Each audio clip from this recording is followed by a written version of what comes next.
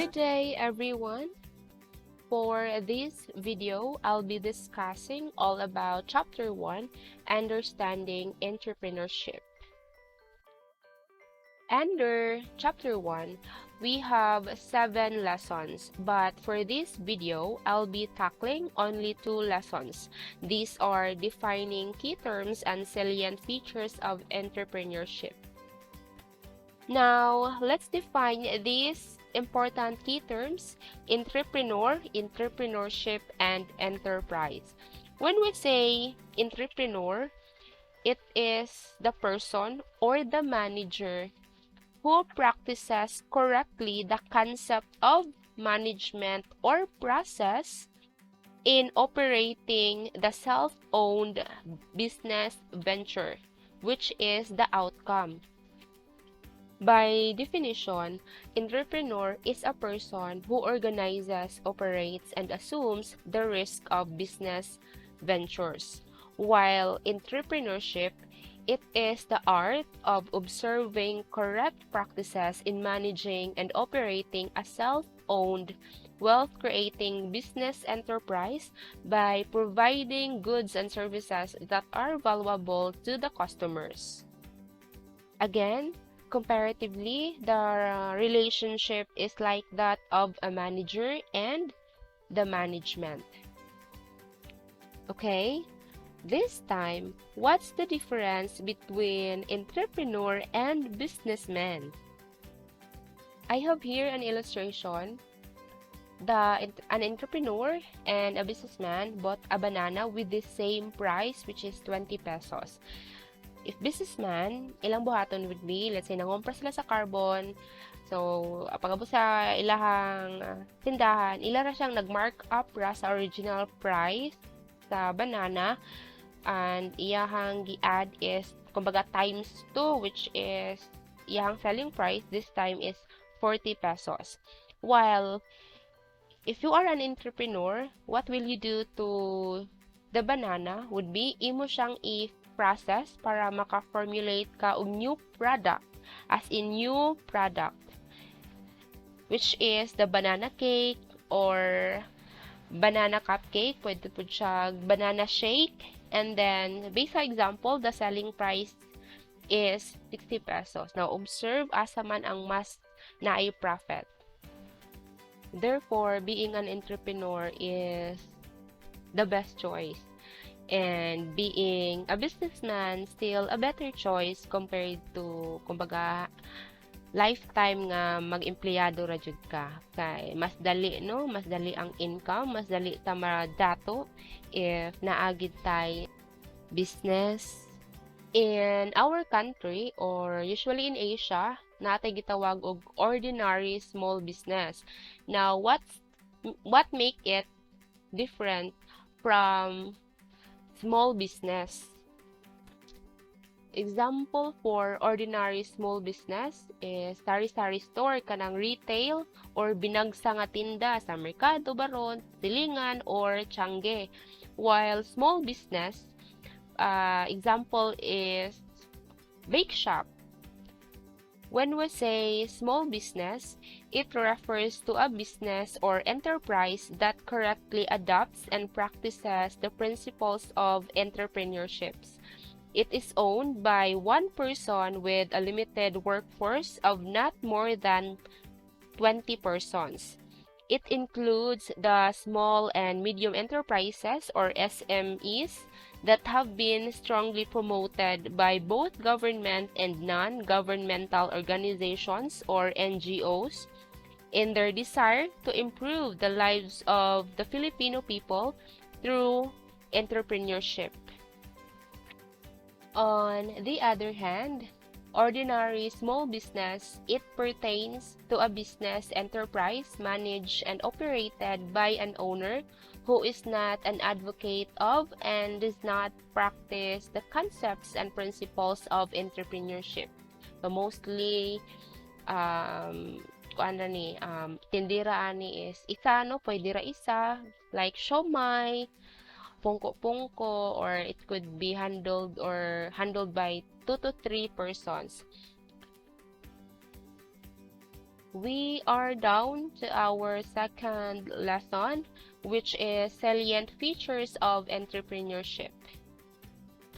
Salient means very noticeable, claro, or prominent. In this lesson, we will have a deeper understanding about entrepreneurship. When can we say that a business venture practices the correct concept of entrepreneurship? And the first salient feature is entrepreneurship is an art of correct practices. It is not governed by fixed and absolute rules, whereas science is. Thus, there is constant change which denotes movement and innovation. Therefore, entrepreneurship is not static or stagnant. The development of entrepreneurship through the years is a proof that it is an art that continuously evolves and responds to the changing needs of the people. In putting up a business, dapat you are creative in a way click imong business. Example, I will put up a restaurant, tawagon nato as Happy Plate. Now, how to be creative, how to be innovative nga naglipana naman ang mga restaurant. Dapat lahi ka sa uban. To start with your business, who will be your target customer? Then, observe no sa mga competitor nimo, sa mga restaurants, unsay ma-offer sa considered one of the best restaurants. Let's say, nindot iyang ambience, ang iyahang prices, no? Ang price sa food kay affordable sa average citizen. Kaya ra sa average people. Then, also observe sa mga restaurant nga hinay or wala kaayo mi click unsay common nila. Let's say, bati ang ambience o atmosphere no sa ilahang restaurant kay dili instagrammable, dili tiktokable, sakto ba ang term? Kay di ba kumbaga uso karon sa mga unay no customer is mag picture para nindot, kumbaga nindot siya i-post sa social media. Unya naapoy feeling kumbaga excited sila mo share sa ilahang parents, ilang family or sa ilahang uyab nga hala nagdito mi sa aning nga restaurant kauban sa kumbarkada nindot kaayo dito. So dapat naay ing ana nga feeling or satisfaction sa customer. Second, salient feature is entrepreneurship is a wealth creating venture. This feature sounds simple, but this has been most misconstrued or daghang ma-misinterpret because of the word wealth. We often hear the old maxims, health is wealth or knowledge is wealth. In ordinary small business people, they equate wealth with the term profit. However, it is not the concept of entrepreneurship. In entrepreneurship, it operates within the concept of wealth creation rather than profit generation. Although profit may be a good indicator of wealth, but dili siya solely nakafocus ra gyud sa profit because the wealth created by the business must improve the life of the owner and cascade to the development of the local economy and eventually of the whole country. Example, continuation of my business venture, the Happy Plate Restaurant. This business will be considered a wealth-created venture if mo-click no, ang akong business, ang customer is satisfied in a way na ilang i-recommend kay affordable, Instagrammable, ang ambience, then the food is healthy-licious, healthy nya, delicious pa jud. Good siya, labi na sa mga ka-maintenance, katong strict na sa ilahang diet. And if recommended restaurant na siya, maka-hire na ko og more employee niya, maka-open for franchise, so daghan ng branches sa Philippines, so that would lead to more employee pa jud, for sure. So, good siya sa economy, kay one factor si Happy Plate na malesen ang unemployed, mga walay trabaho, and that results to increase of our employment rate. Next is entrepreneurship provides valuable goods and services. It creates economic wealth by providing goods and services to the consumers. These goods and services must have a value in order to create wealth. One essential principle in entrepreneurship is not to sell waste to consumers but only valuable goods and services. That is why it is important that you analyze your target consumers. They should be studied since everyone can become your potential customer, no? Kung i-recommend di ay na siya sa imuhang mga satisfied customers. As an entrepreneur, the safety and satisfaction of our customers is our priority. Dapat long-term effect is good, not just to our customers, but also to the community or sa tanan. So, Happy Plate should have a good effect to my customers, especially if i-part na nila sa ilahang daily meal. So, by that time, available na si Happy Plate sa Grab, Foodpanda, or Maxims. Because the plan is na ay menu, no? Ang Happy Plate na ay menu for high blood, menu for diabetic, menu for mga ganahan mag-diet, and menu for those vegetarian customers. So, that's the goal bali sa Happy Plate restaurant. Fourth salient feature is it entails opening and managing the self-owned enterprise. This feature highlights two important elements, the concept of opening a self-owned enterprise and the concept of managing it. The entrepreneur opens his or her own business under the principle of entrepreneurship. It must be self-owned in order to qualify as an entrepreneurial endeavor. A business is considered self-owned when the person managing it, its daily activities, is also its owner. So kung si Happy Plate, ako ang tag-iya ni Happy Plate, ako ang founder niya, ako po na ang nag-manage. So, considered kong entrepreneur. Business that are managed by others for the benefit of the owners do not fall within the sphere of entrepreneurship. Such businesses are operating under the concept of intrapreneurship. So, example ka ng mga franchise. Mostly sa mag-franchise ka o Jollibee or 7-Eleven or Mang Inasal kay naamang gid na mag-manage lain, no, na mag-hire sila og manager. So, if dili ikaw ang mo manage ana imong gi-franchise, therefore dili ka considered entrepreneur or kumbaga imuhang practice kay wala na fall under entrepreneurship. Okay, let's continue our Happy Plate story.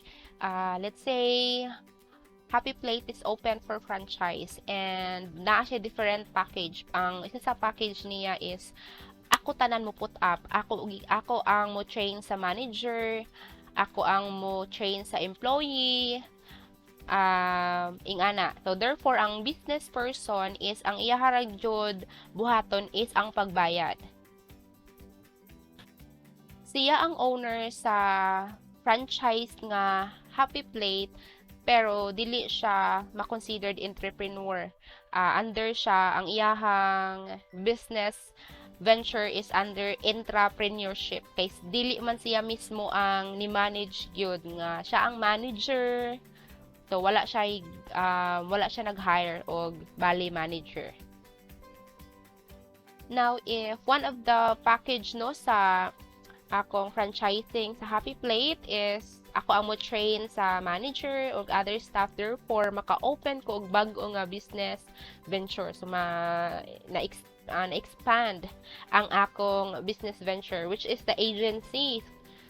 So more employee. mas more kog ma-hire, and that will have a good effect to our economy kay mas mo increase ang employment rate. We are down to our last salient feature, which is entrepreneurship is a risk-taking venture. The basic concept of risk in entrepreneurship can be expressed in this statement. Risk is inherent in an entrepreneurial venture.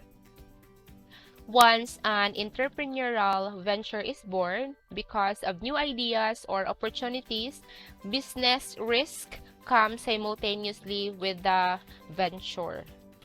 So, kung sa relasyon pa, no, kung manguyab ka, na 50% chance nga di na malikayan nga mabasted ka, or kumbaga sa relationship, pain is inevitable part yun siya, no? And same sa entrepreneurship, risk is also inevitable. Therefore, dapat before jud ka mo o put up og business, huna-hunaon gyud nimo pag-ayo studyhan,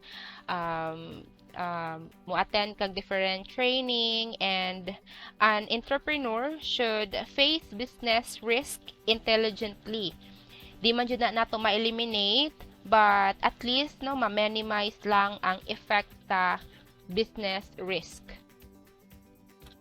Now, if ever i-put up nako si Happy Plate, need you siya enough time kay magnitag nutritionist, diba? Kay goal is healthy, licious chef, doctors, kay dapat good man siya sa mga diabetic, high blood person, mga vegetarian, no?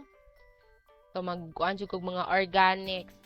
Therefore, unsa-unsad na pag-canvas nako sa mga supplier, kay if daghan naman mostly man good sa mga healthy nga restaurant, kung mga daghang strict sa menu, no, nga offer